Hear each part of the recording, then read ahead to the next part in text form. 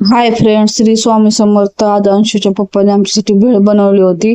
त्यासाठी कांदा, टोमॅटो, कैरी, लिंबू आणि कोथिंबीर घेतली होती. कांदा असं बारीक चिरून घेतलाय. बघू शकता, नाही ना, भेळ खूप छान येते बनवता. आज ते घरी होते त्यामुळे त्यांना सांगितली होती आमच्यासाठी भेळ बनवायला. त्यांना खूप छान येते भेळ बनवायला, त्यामुळे त्यांना बनवायला लावली. त्यांनी बनवली. इथं लाह्या घेतल्या आहेत, त्यात कांदा चिरून टाकला आहे. 2 कांदे चिरून टाकलेत. नंतर एक टोमॅटो घेतला आहे, ते पण असं बारीक असं चिरून घेतलेलं आहे आणि ते पण त्यात टाकलं आहे. टोमॅटो बारीक असं चिरून घेतलंय, तुम्ही बघू शकता. व्हिडिओ आवडला तर चॅनलला सबस्क्राईब करा, लाईक करा, शेअर करा आणि कमेंट करून सांगा कशी झाली आहे भेळ. तुम्ही पण ट्राय करून बघा एकदा, खूप छान होते अशी. टोमॅटो टाकला आहे त्याच्यात. त्यानंतर कैरी चिरून घेतली आहे बारीक. कैरी जास्त नाही घेतली, आंबट आहे त्यामुळे थोडीच घेतली आहे. कैरी आमच्या गावाकडली आहे.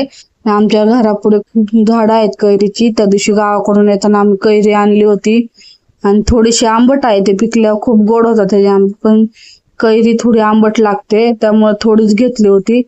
कैरी बारीक चिरून टाकली आहे अशी आणि नंतरून त्यात कोथिंबीर चिरून टाकली. छान अशी बारीक चिरली आहे कोथिंबीर.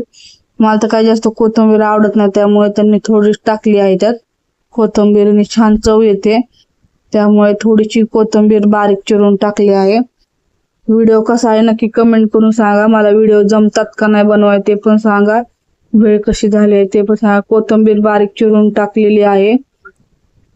नंतर अर्ध लिंबू पिळून टाकलेला आहे. त्यात जास्त आंबट होऊ नये म्हणून थोडस लिंबू पिळलं आहे अर्ध.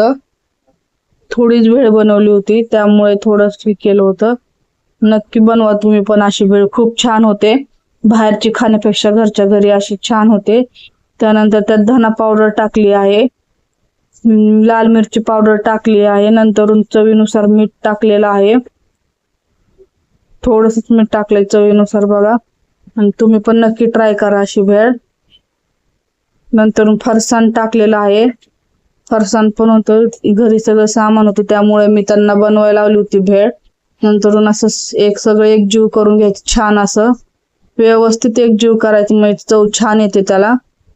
चांगलं एकजीव झाल्याच्या नंतर बघा अशी झाली आहे भेळ. कशी झाली आहे नक्की कमेंट करून सांगा.